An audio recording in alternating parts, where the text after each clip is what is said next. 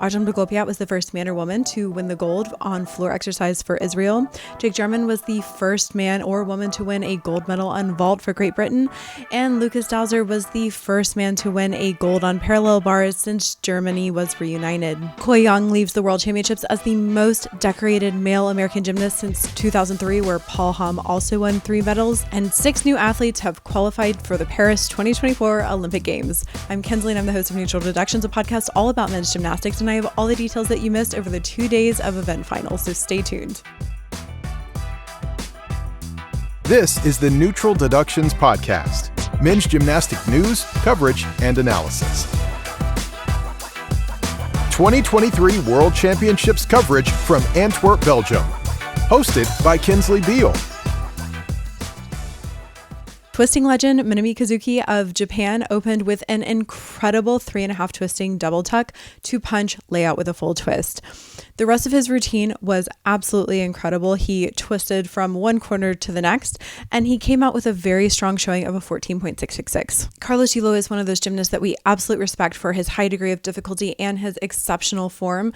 Today just wasn't his day. He was hopping a little bit all over the place, so he wasn't able to get a spot on the medal, but what he did earn was a ticket to the Paris Olympic Games. As he was the only athlete competing in this final that wasn't from a pre-qualified team or pre-qualified individual, the ticket was automatically his as long as he competed on the floor exercise today. Felix Dolce found himself in 2 finals over this weekend, and on floor he opened with a punch fold to double front pike, which he stuck. He didn't have as much difficulty as everyone else, so he really did need to be perfect to end up with a spot on the podium.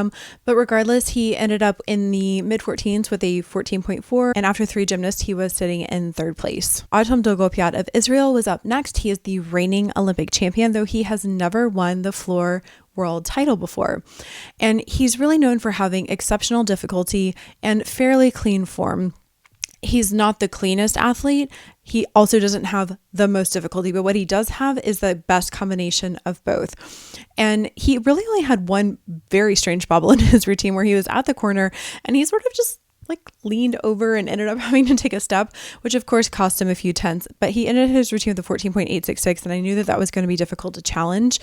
But it was several tenths down on what his qualifying score was, so he just had to sit and wait. For those of you unfamiliar with how event finals work at World Championships and Olympic Games, the athletes several years ago asked to have more warm-up time so that they could reduce the amount of injuries that were happening in World Finals. So now what happens is the first 4 athletes, they get a chance to warm up and then they go and compete their routines. And then at the halfway mark, the next 4 athletes, or in some cases 5, if 9 happen to make it into the final, they get the opportunity to warm up and then compete. So the first one after the break was Fred Richard, and Fred Richard came into this meet ranked 2nd on floor. And his opening passes were very strong, but he just seemed to run out of steam, which is completely understandable as he has competed multiple times throughout this competition between qualifications and team final and all around final. And he, just ended up landing his last floor pass to kind of close to his knees, and he ended up getting credit for a fall, and so that took him out of the running for a medal on floor. So Milad Karimi is an interesting gymnast and a very good floor worker, and what I particularly like about Milad Karimi's floor routines is he's not just a twister or not just a flipper. And typically in many routines, we see one athlete go towards one way or the other. And Milad Karimi really does seem to have a good balance of both. So he went up, he hit his routine, and he went into a medal position, which was really exciting because he had never won a medal on floor up to this point. Harry Hepworth of Great Britain and Hashimoto Daiki of Japan closed us out in this floor rotation. And neither one of them had as clean of routines as they showed in qualification. So they weren't actually able to break into that medal standing. So we ended with Artem Dolgopyat of Israel in first. So the very first world champion on floor from Israel, and I think the very first world champion that Israel has ever had. Then we had Minami Kazuki of Japan in second, so that's his second silver medal on floor. He got his first of the 2021 World Championships in Japan, and then Milad Karimi of Kazakhstan won his very first world medal with a bronze on floor. Moving on to Pommel horse, it was drama as usual, which we love and makes for a very interesting final, but of course it also meant that a couple of athletes weren't able to accomplish their dreams, which is sad and devastating, but it is also part of sports. So the very first gymnast to perform was Li Kai, and Li Kai had just won the Asian Games Pommel horse title in China. Then he flew over to Antwerp, Belgium, ended up making the final, but unfortunately he did fall off in the first rotation. And this is especially said not because these athletes also want to have the opportunity to win a medal, but because he was one of 4 athletes in this final who was hoping to qualify for the Paris Olympic Games via this event final. So the way that it worked was the highest ranked individual in the event final was the one who was able to punch their ticket to the Paris Olympic Games. So he goes up, he falls off. Unless everyone else falls off, he's probably not making it to Paris. Double reigning Olympic champion Max Whitlock, he gets up, he falls off pommel horse, and we're like, oh my gosh, is everyone and their mother gonna fall off pommel horse? But magically, he still ended up with a pretty decent score because he has so much difficulty. He had a 14.3, which honestly, most all-arounders would kill to have a 14.3 on pommel horse. But when you're one of the best horse workers in the world, that's probably not going to cut it for a spot on the medal stand. So then Koi Young comes up. Koi was ranked second coming into this final. He goes up. He does an excellent job. He's just under the 15 mark, so just a little bit lower than he was in qualifying, but that puts him first. Then Max Whitlock, and then Li Kai. The 4th athlete up was Nils Dunkel, and Nils Dunkel of Germany has had a little bit of international success when it comes to pommel horse, but he doesn't have as much difficulty as the rest of the field, so he really does have to be perfect if he wants to have a chance at getting on the podium, and he wasn't perfect here. It was fine, but a 13.7 is not going to get you a medal at the World Championships. What it did do was it bumped Li Kai down, so then we had Koi Young, Max Whitlock, and Li Kai on the pommel horse medal stand. So then the break comes around, the next 4 athletes warm up, and Chiba Kenta of Japan is the first one of the second group to go up. So he starts his routine, he puts his hand down off the pommel, so that's like a 3/10 deduction, and overall the routine just isn't as clean really as it should be, and he ends up with a 14.2, so he's still behind Max Whitlock, and we're thinking, okay, with 3 athletes to go, is Max Whitlock still going to make it onto the pommel horse podium with a fall?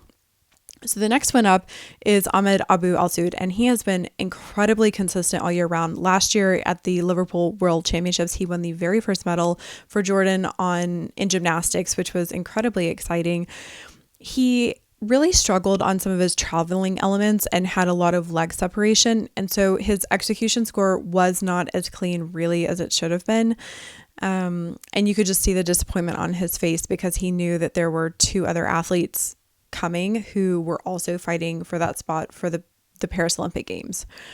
So his score comes up. He's sitting in second behind Koi Young. He bumps Max Whitlock down to third. Then Haratun Meridinian comes on. I believe I'm correct in saying that he is the oldest gymnast competing at this competition. He's made several pommel horse finals. He's medaled in some of them. And he gets up and his, again, routine is fine. It's pretty clean. It bumps Max off the podium, but the person who's coming, Rhys McClenaghan, reigning world champion of Ireland, known for perfection in his E-score. And guess what? He got up and he did his thing. And he ended with a 15.1, which was up from his qualification score. He became double world champion and he punched his ticket to the Paris Olympic Games. So we had Rhys McClenaghan in first of Ireland. Second was Koi Young of the United States. And third was Ahmed Abu Al-Soud of Jordan. And so you may be asking, okay, well, is there a way for someone who ended up on the podium to get to the Paris Olympic Games? Because obviously they're good and you would hope that they would be competing there. And the answer is yes. So he'll have to go through what's called the World Cup circuit next year, and he'll have to have the highest total in the pommel horse or the second highest total in pommel horse at the end of those, it's like 6 or 7 competitions. And if he is able to accomplish that, which based on his trajectory this year and his overall consistency, I would anticipate it, then he would earn a ticket to the Olympic Games.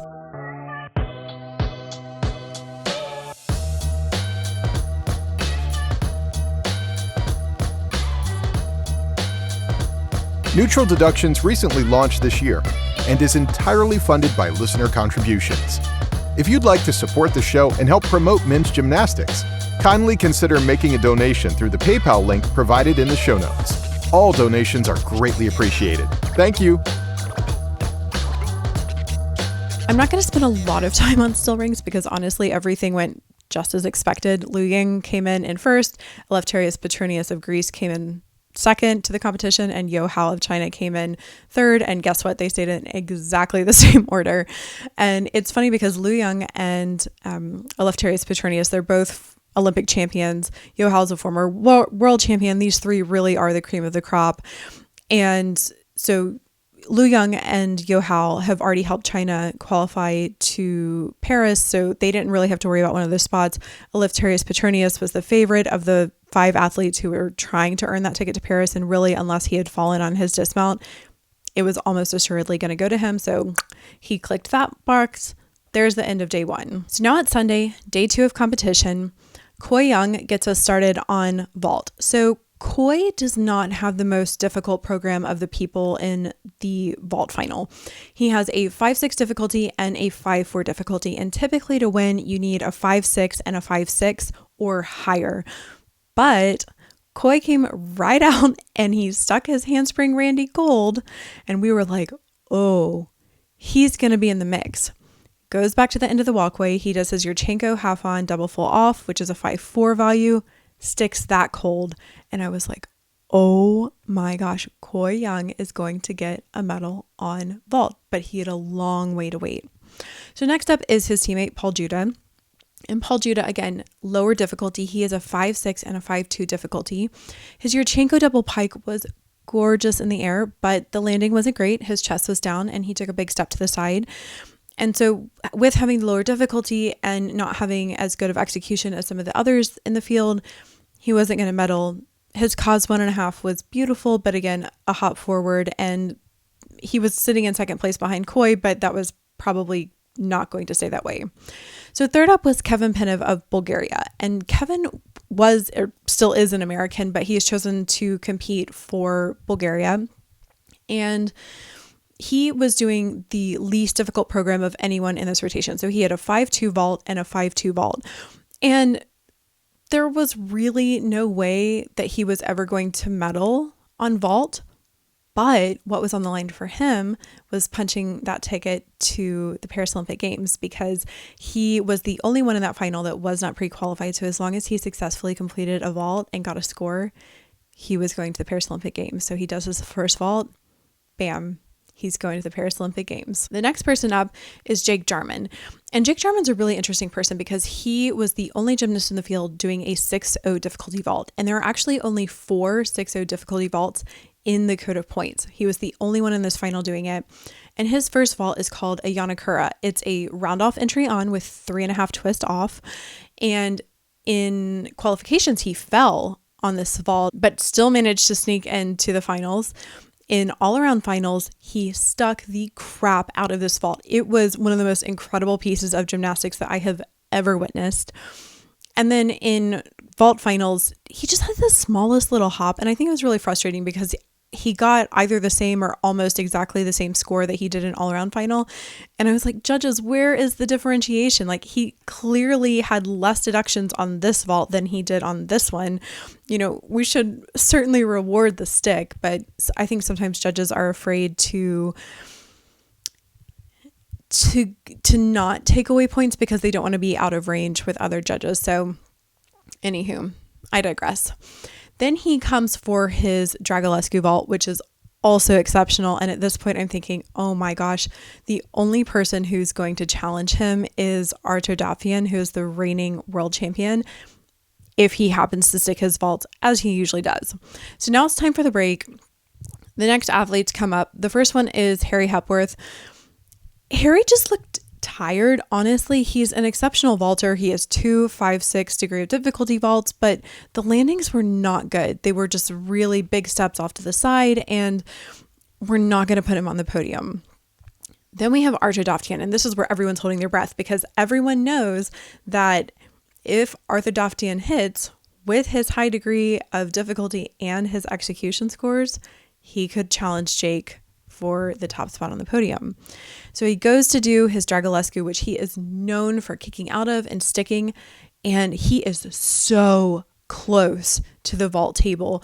He didn't get enough height, he didn't get enough distance, his rotation was off, and then he lands and he lunges forward towards the vault table, and you can tell he looks very scared. This is not, I think, something that usually happens to him because honestly, he's the only vaulter in the world that I watch, and I am never scared for his life when he's vaulting because men's vault is usually a complete and total splat fest. But for him today, something was just really off, and you could see the emotion in his face. It was not a good vault, and he wasn't going to win a medal because of it. And it's a real shame because the second vault, he stuck cold with his, what he's known for, with near perfect form. And so hopefully when he comes back for the Paris Olympic Games, he'll be back to his normal self. So then we had 2 athletes left, the Ukrainian athletes, Igor Radivillov, who is a multi-world and Olympic medalist, and then the newcomer, Nazar Chepurny, who's only competed at 1 other world championships before. So Igor goes, good vault, definitely puts him in position for a medal. It puts him in the bronze position. And then his younger teammate, Nazar Chepurny, goes, and his vaults are just a little bit better, and the judges reward him. So he ends up with getting his first world medal. So the podium is Jake Jarman in first ever vault gold medal for a British man, or a British woman actually. Ko Young, silver on vault. So that makes 3 medals. That makes 3 medals for him. And then Nazar Chepurny for bronze.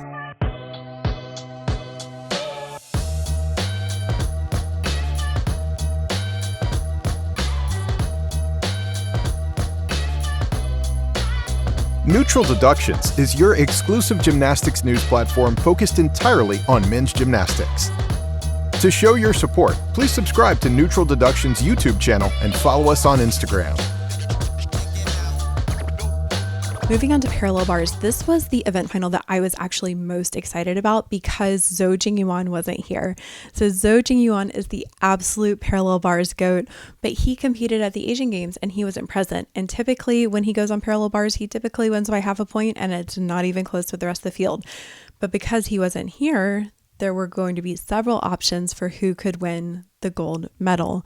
So we started with Dr. Kaya Kazuma, who did an incredible routine. He stuck the dismount and he screamed. It was almost like screaming bloody murder. It was so loud. And this has sort of become his trademark. It's sort of like the Hulk screaming.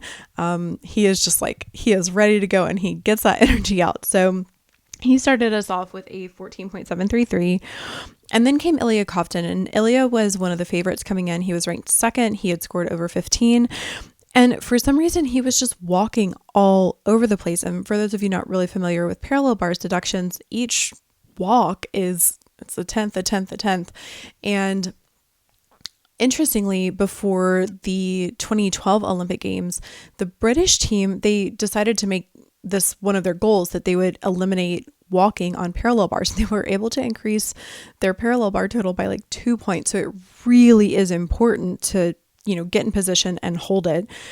And he ended up scoring in the mid 14s, and there was just no way. Like, parallel bars is the highest scoring event out of all 6, and a mid 14s is just not going to do it. So then we have China's Shi Song, and there's a little bit of drama going around China's Shi Song, and I feel like I need to take a moment and clear all of this up. So there is an idea going around that China has worked the system and that they were able to compete with more athletes than anyone else. So it's true, they had 6 athletes competing at the championships, whereas everyone else only had 5, but I need to explain what happened.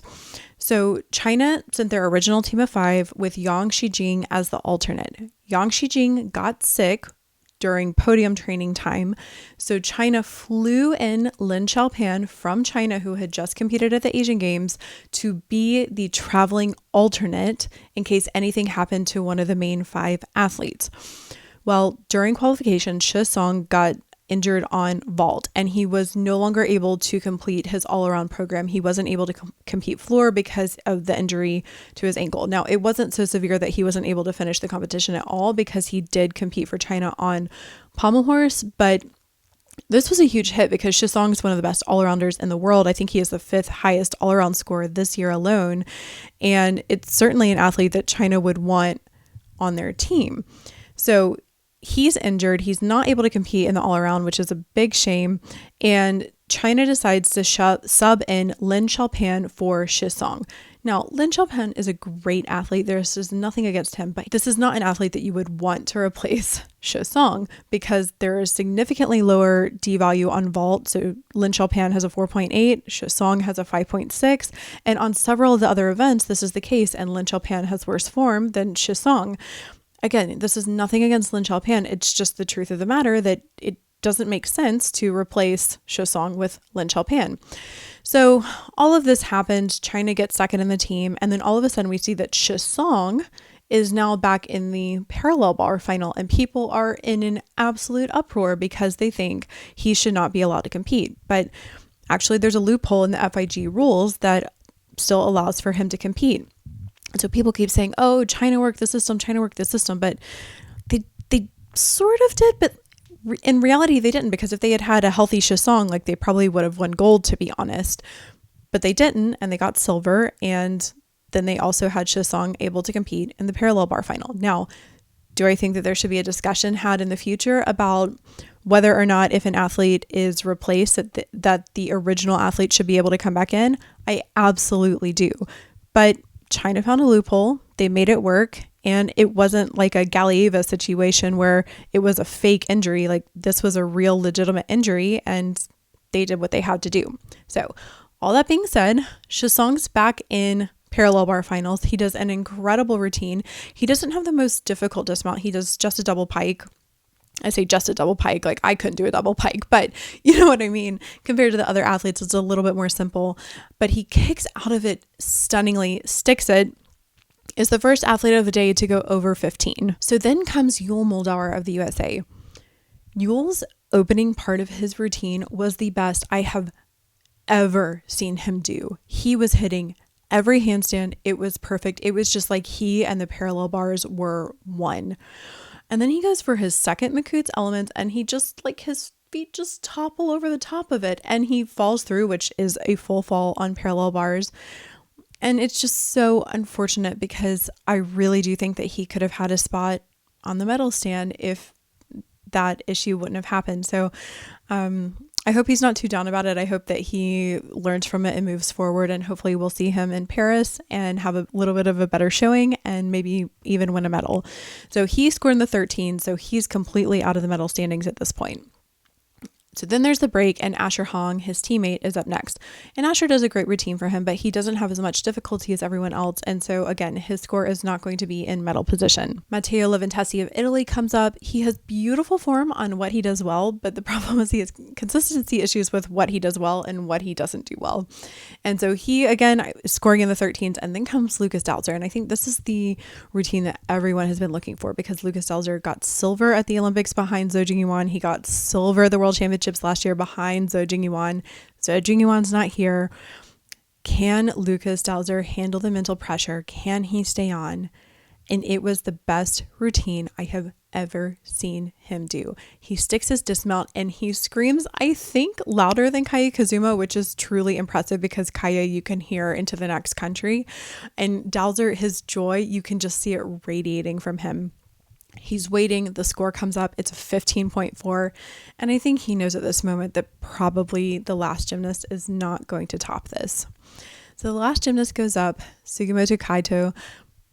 Incredible routine. He does well. He also goes over 15. He ends up getting on the podium, but it's not enough to challenge Dauser. And that's how Lukas Dauser became the very first German gymnast since Germany was unified to win gold on parallel bars. The Olympic spot for parallel bars is really interesting because everyone who was in the final came from a team that had already qualified for the Olympic Games.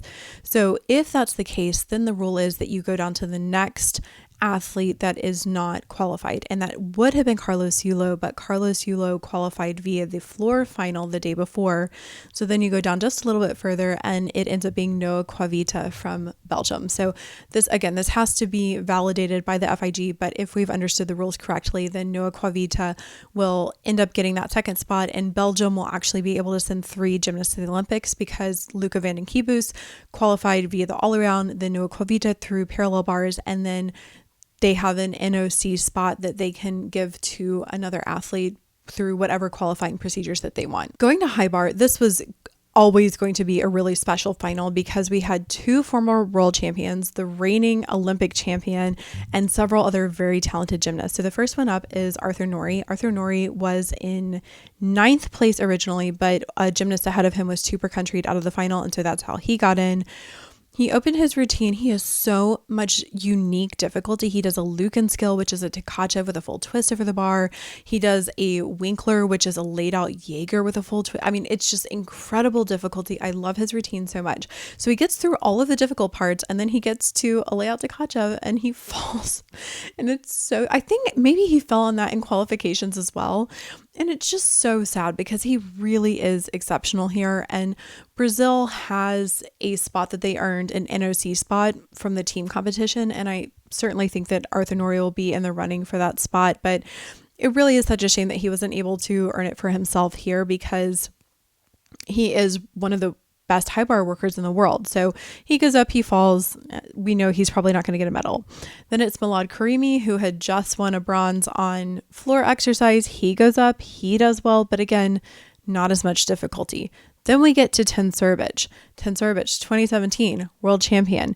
He does a lot of the really intricate work with Takemoto elements and connecting to Tkachev elements. And with this code of points, he's actually had to learn some double flipping skills over the bar.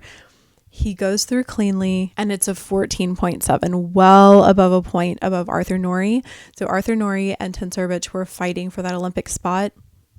Ticket punch, Tencerbic. Paul Juda of the USA closes out the first half of the rotation, and his routine is, it's just so clean, but he doesn't have the difficulty to challenge the top athlete. So he lands, he sticks it. It's a 14.1. He has had himself an incredible competition. He is so consistent, and he's honestly so joyful. He's one of my favorite people to do interviews with because he is very honest and open, but he also finds joy in basically every situation. And I love working with athletes like that because they are willing to show you the ups and downs of the sport, but ultimately they know that their self-worth doesn't come from the medals that they win or the medals that they don't win. So that was a great way for him to close out his competition. Following him is Olympic champion Hashimoto Daiki, and Hashimoto has been sort of on and off this competition. So some real highlights, some lows, and I wasn't really sure what he was going to do. But every N-bar skill, he's right on top of the bar, incurring no deductions. His flight elements have incredible amplitude. He sticks the double dismount and he goes 15.233. And you could just see the faces of all the other athletes on the wall. And they're like, oh my God, how did he just do that? And no one was going to touch that score. So for the very first time ever, Hashimoto Daiki was about to become world champion on high bar, which seems like a ridiculous thing to say because he is the Olympic champion and he's won 2 silver medals on high bar, but never gold. So congratulations to Hashimoto on winning your first ever gold on high bar at the World Championships. Felix Dolce went up for Canada. He had a couple of falls. He got an 11. Not his day on high bar, but I hope that he's incredibly proud of everything that he's done to help Canada qualify a team and make team finals for the first time in a very long time. And hopefully he'll take some lessons from this on how to continue his stamina throughout such a long competition. And I am sure that barring injury, we're going to see him at the Paris Olympic Games for Canada. The last 2 gymnasts were Chiba Kenta of Japan and Su Ueda of China, both of whom had very good routines. It just happened to be that Su Ueda knocked Milad Karimi off of the podium stand. And our final podium was Hashimoto Daiki, Tencerbic, and Su Ueda. All of this information is to be confirmed by the FIG, but according to our understanding, these are the 6 athletes who earned themselves a ticket to the Paris Olympic Games through the event final. Carlos Yulo of the Philippines on floor, Rhys McClenaghan of Ireland on pommel horse, Eleftherios Petronius of Greece on still rings, Kevin Penev of Bulgaria on vault, Noah Kvavita of Belgium on parallel bars, and Tencerbic of Croatia on high bar. Rounding out the competition, there were 12 different countries who won medals at the World Championships and 6 different countries won gold. Japan came away with the highest total with 5 medals, but they had 2 golds, which is how they edged out China, who also had 5 medals. The US came in third with 4, Ukraine with 2, and then each of Germany, Great Britain, Ireland, Israel, Croatia, Greece, Jordan, and Kazakhstan came away with 1. I hope you have enjoyed our coverage of the World Gymnastics Championships. I so much appreciate your support, whether that's notes or likes or subscribes or financial support. It really has meant so much as I've tried to elevate the coverage surrounding men's gymnastics. I will tell you that we have had so many generous donors to help us get here. It cost about $1,600 to get over here, cover, pay for housing, pay for food, etc. And we're down to $544. So if you happen to have a little bit of extra money it's laying around or it's in your heart to give a donation of any kind, I would really sincerely appreciate any last help covering that last $544. And I'm going to link my PayPal information down below. Thank you so much, and I'll see you for NCAA season.